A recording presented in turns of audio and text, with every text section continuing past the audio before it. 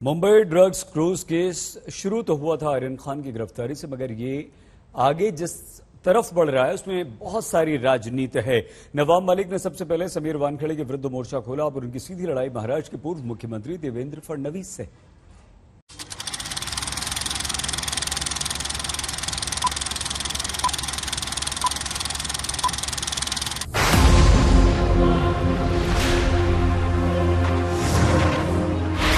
उन्होंने एक फुलझड़ी जलाई है तो बम तो फूटेगा। देवेंद्र जी ने ये कहा कि मैं दिवाली के बाद बम फोड़ूंगा, आपको इंतजार करने की जरूरत नहीं। नवाब मलिक इनके अंडरवर्ल्ड के साथ क्या संबंध है? किसी माई के लाल में हिम्मत नहीं कि नवाब मलिक किसी अंडरवर्ल्ड से जुड़ा हुआ है, ये कभी उंगली भी उठाकर मेरे तरफ दिखा सके। बंबई में सियासत नहीं, पिक्चर चल रही है, पिक्चर। इसमें पार्टी की रंगीनियां हैं, ड्रग्स का कारोबार है, हीरो का बेटा है, मंत्री हैं, कुछ गुर्गे हैं, ड्रामा है, इमोशन है, एक्शन है, डायलॉग बाजी है।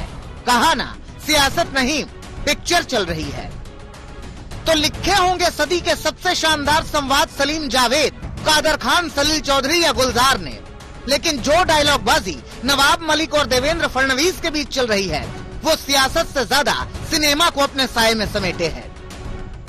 कल दिवाली के बाद बम फोड़ने वाली बात फडणवीस ने की थी, आज संवाद के जवाब में संवाद आया है, नवाब साहब का जवाब आया है। वो हिंदी में कहते हैं खिसियानी बिल्ली खंबा नोचे, इस प्रकार की अवस्था नवाब मलिक की हुई है।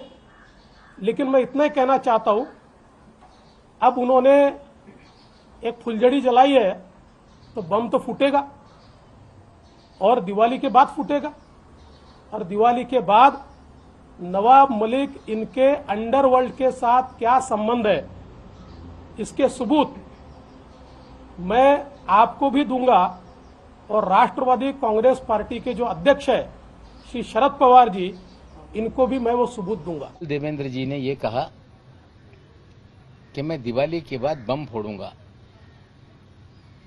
आपको इंतजार करने की जरूरत नहीं है। कहा गया कि नवाब मलिक के अंडरवर्ल्ड कनेक्शन है।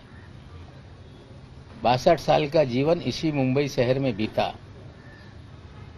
किसी माई के लाल में हिम्मत नहीं कि नवाब मलिक किसी अंडरवर्ल्ड से जुड़ा हुआ है, ये कभी उंगली भी उठाकर मेरे तरफ दिखा सके।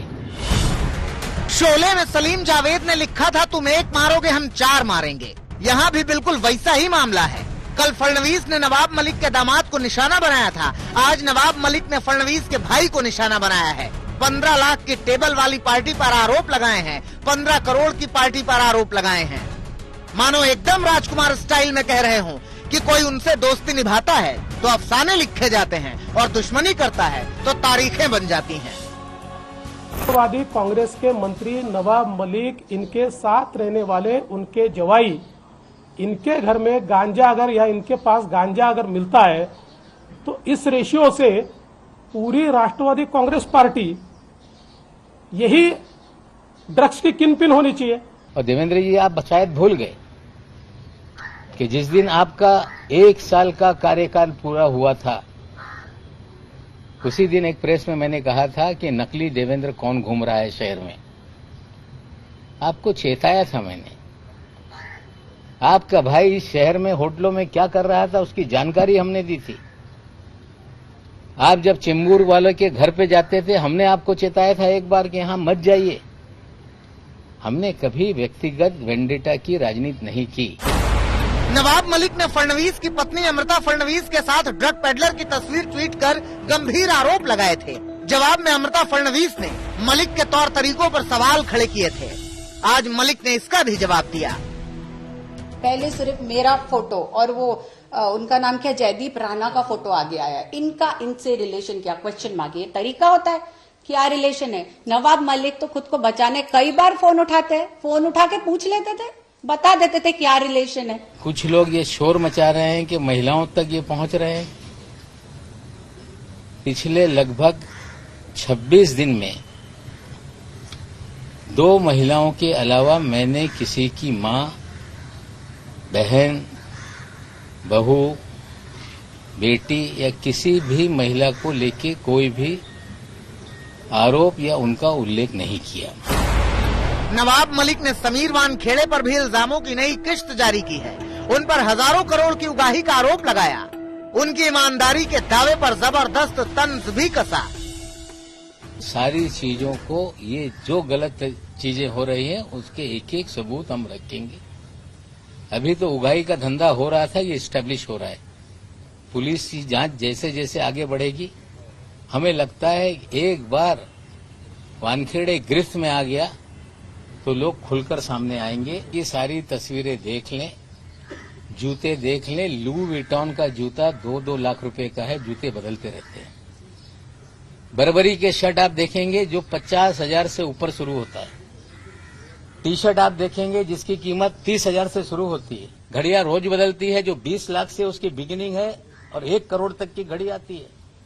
ईमानदार अफसर का ये पहरावा, ईमानदार अफसर का ये रहन सहन। समीर वानखेड़े के महंगे कपड़े, जूते और घड़ियों को लेकर नवाब मलिक के आरोपों पर समीर वानखेड़े की बहन यास्मीन ने सफाई दी है। वो एक अफसर है जो 2 साल में एक बार पेपर पे लिखता है कि उसको क्या खरीदना है। वो मतलब वो टैक्स पे करके वो सुबह से शाम तक जो गलत है उसके लिए लड़कर अपने आप पे वार होते हुए, अब उसके खून देखे हैं मैंने, उसकी फटी हुई शर्ट, तो उसका वो हक भी नहीं है कि वो अच्छे कपड़े पहन सके। आप कल पूछोगे कि एक इंसान डाइट क्यों करता है, आप एक इंसान अपनी तबीयत का ध्यान क्यों देता है। मतलब हमको जलना चाहिए, हमको मरना चाहिए, हमको बुरा देखना चाहिए। अब देखना यह है कि देवेंद्र फडणवीस अंडरवर्ल्ड से नवाब मलिक के कथित कनेक्शन को लेकर खुलासों का बम दिवाली से पहले फोड़ते हैं या उसके बाद। आज तक ब्यूरो। 100 करोड़ रुपए के वसूली केस में अपनी कुर्सी गंवाने वाले महाराष्ट्र के पूर्व गृह मंत्री अनिल देशमुख को गिरफ्तार कर लिया गया है। अब वो 6 दिन की ईडी की रिमांड पर है। महाविकास आघाड़ी सरकार ने देशमुख की गिरफ्तारी को साजिश बताया है।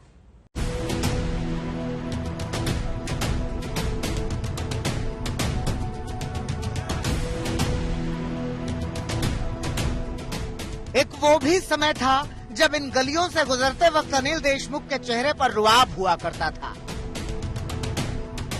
लेकिन आज चेहरा बुझा हुआ है, पेशानी पर बल है, तनाव की सिलवटें साफ समझ आ रही हैं।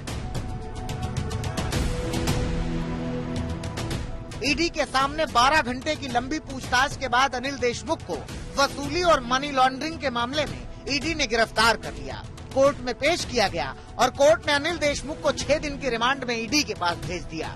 मुंबई पुलिस के पूर्व कमिश्नर परमबीर सिंह ने देशमुख को संदिग्ध बना दिया है। सीएम उद्धव ठाकरे को भेजी चिट्ठी में परमबीर सिंह ने आरोप लगाया था कि गृह मंत्री रहते अनिल देशमुख हर महीने सचिन वाजे के जरिए 100 करोड़ का वसूली रैकेट चलाते थे। इसके साथ ही देशमुख पर यह भी आरोप भी लगाया गया था कि वो पुलिस अधिकारियों के ट्रांसफर और पोस्टिंग के एवज में पैसा लेते हैं। ईडी ने एपीआई सचिन वजय के बयान को देशमुख की गिरफ्तारी का आधार बनाया है, मगर अनिल देशमुख के वकील इस आधार को ही खारिज कर रहे हैं। सचिन वाजे जैसे 10,000 एपीआई मुंबई पुलिस फोर्स में है, क्या वो लोग होम मिनिस्टर को कांटेक्ट कर सकते हैं? क्या वो हायरार्की में आते हैं? क्या नहीं, उस पैटर्न में फिट नहीं बैठते हैं। तो कभी भी कहीं से भी होम मिनिस्टर ने किसी भी एपीआई लेवल के ऑफिसर को बुलाया नहीं है और देशमुख साहब ने कभी भी किसी को कॉल नहीं किया है और कोई कॉल डिटेल्स अवेलेबल नहीं है और ना ही उनके ऑफिशियल रेजिडेंस से कोई कॉल गया है। इस प्रकार के कोई भी एविडेंस जो सचिन वजह क्लेम कर रहा है, ऐसे कोई भी एविडेंस आज भी रिकॉर्ड के ऊपर नहीं है और ये सफेद झूठ है। उधर इस मामले पर मचे सियासी घमासान में एक तरफ बीजेपी है तो दूसरी तरफ है एनसीपी और शिवसेना। वसूली कितनी होती थी? एक बताया गया कि हर महीने में 100 करोड़, तो ये वसूली होती थी कहाँ जाती थी? मुझे लगता है कि यह पैसा अल्टीमेटली तो उद्धव ठाकरे की शिवसेना में आधा जाता था, आधा एनसीपी शरद पवार के पास जाता था। अब ये सब लिंक आगे बढ़ेगी। अनिल देशमुख एक एनसीपी को पैसे पहुंचाते थे तो वसूली का पैसा शिवसेना की ओर से हिसाब अनिल परब रखता था। तो अब जांच नेक्स्ट अनिल परब की ओर आगे बढ़ेगी। इतनी जल्दबाजी क्या थी? आपने पूरी जांच कर उठाकर उनको अरेस्ट कर दिया। उनसे पूछताछ कितनी होगी, क्या होगी, मैं उसका डिटेल में नहीं जाऊंगा। लेकिन जिस आधार पर ये अरेस्ट हुआ है, मुंबई के पूर्व पुलिस कमिश्नर परमवीर सिंह, वो कहाँ है? देश की सीमा पार कर कोई प्रदेश जाता है, विदेश जाता है, तो उसके लिए जरूर केंद्रीय सरकार की उनको मदद मिलती है। जो खेल बंगाल में शुरू हुआ था वही खेल महाराष्ट्र में है, महाराष्ट्र की सरकार नेताओं को बदनाम करने का। तो दल बदल कराना, सरकारें गिराना, ये राजनीतिक खेल सारी एजेंसियों के जरिए किया जाता है। लेकिन महाराष्ट्र की सरकार इस सारे खेल से ये डरने वाली नहीं। देशमुख अब तक ईडी के सामने पेशी से बच रहे थे। जब उनके पास सारे कानूनी विकल्प खत्म हो गए, तब कल दोपहर 12 बजे वो ईडी के सामने पेश हुए। वहीं इससे पहले एक वीडियो जारी कर उन्होंने पूछा कि आरोप लगाने वाले मुंबई के पूर्व पुलिस कमिश्नर परमवीर सिंह कहां गायब हैं। मेरे ऊपर जो मुंबई के एक्स पुलिस कमिश्नर थे परमवीर सिंह, उन्होंने जो आरोप किए, वो परमवीर सिंह आज कहां है? अनिल देशमुख उद्धव सरकार के 23 कर्रार मंत्रियों में शुमार होते थे। वो एनसीपी के कद्दावर नेता रहे। उनकी गिरफ्तारी एनसीपी ही नहीं, महाराष्ट्र की गठबंधन सरकार के लिए एक बड़ा झटका है। मुनीश पांडे के साथ दिव्येश सिंह, मुंबई, आज तक। महाराष्ट्र में केंद्रीय जांच एजेंसियां एक्शन में हैं। पूर्व गृह मंत्री अनिल देशमुख की गिरफ्तारी के बाद उप मुख्यमंत्री अजीत पवार पर कार्रवाई शुरू हो चुकी है। इनकम टैक्स ने अजीत पवार से जुड़ी 1000 करोड़ से ज्यादा की 5 संपत्तियों को सीज कर दिया है।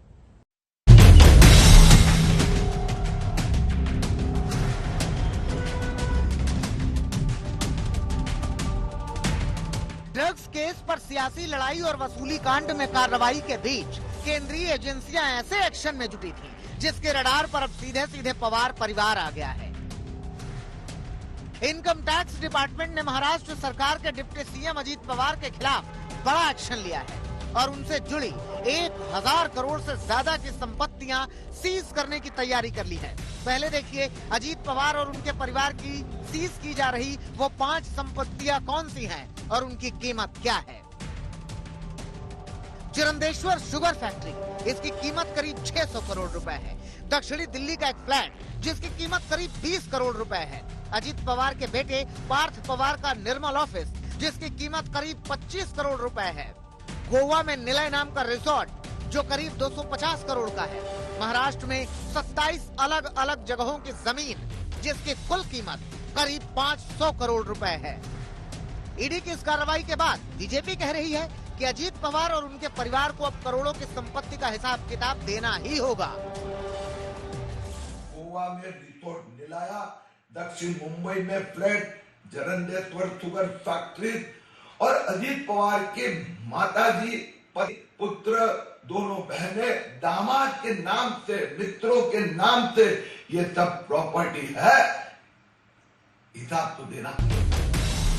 अजीत पवार काफी लंबे वक्त से आईटी के निशाने पर हैं और इस बड़ी कार्रवाई के संकेत 28 अक्टूबर को उस वक्त ही मिल गए थे जब अजीत पवार के चचेरे भाई जगदीश कदम के घर पर ईडी ने छापा मारा था। तब अजीत पवार ने इस कार्रवाई को राजनीति से प्रेरित बताया था और कांग्रेस नेताओं ने भी इसे सीधे केंद्र सरकार से जोड़ दिया था। अभी तो कजिन्स के रिश्तेदारों के घर पर पढ़ रहे हैं, उनके घर पर पढ़ रहे हैं, हो सकता है मोहल्ले वालों के भी पढ़ने लगे हैं, जो उनके आसपास रहते हैं उनको पर भी पढ़ने लगे। ईडी को शायद हाथ नहीं आ रहा तो वो इसलिए इधर उधर भागी भागी फिर रही है। क्या करें, उनको अपने बॉसेस को जवाब देना है। लेकिन 5 दिन बाद ही आयकर विभाग ने अजीत पवार को ही बड़ा झटका दे दिया। आयकर विभाग की कार्रवाई के बाद बीजेपी जहां अजीत पवार को बेनामी संपत्तियों का ब्यौरा दे रही है, वहीं उनकी पार्टी एनसीपी कह रही है कि साजिशन दूसरों की संपत्ति को अजीत पवार की संपत्ति बताया जा रहा है। कोई कारोबारी है, उसकी संपत्ति है, कोई अजीत पवार के ड्राइवर की संपत्ति नहीं, कोई अजीत पवार के नौकर की संपत्ति नहीं। किसी और की संपत्ति आप अटैच करके उस पर ये अजीत पवार की बेनामी संपत्ति है, ये आरोप लगाना उचित नहीं। ये ऐसा नहीं कि भारतीय जनता पार्टी के मंत्रियों के ड्राइवर के नाम पे कोई संपत्ति निकल आई, या ऐसा नहीं कि कोई बीजेपी के केंद्रीय मंत्री के किचन के कुक के नाम पे संपत्ति निकल आई। हमें लगता है ये बदनाम करने का खेल है। अजीत पवार के खिलाफ आयकर विभाग की जांच लंबे समय से चल रही थी। 7 अक्टूबर को भी 70 से ज्यादा ठिकानों पर छापेमारी की गई थी। इस दौरान अजीत पवार के बेटे पार्थ पवार की कंपनी और पवार की बहनों की कंपनियों पर भी कार्रवाई की गई थी। अब लगातार छापेमारी के बाद आयकर विभाग ने अजीत पवार से जुड़ी संपत्तियों को सीज करने की तैयारी कर ली है, जिसे लेकर महाराष्ट्र की सियासत में फिर आर पार की लड़ाई तय है। मुंबई से मुनीश पांडे के साथ आज तक ब्यूरो।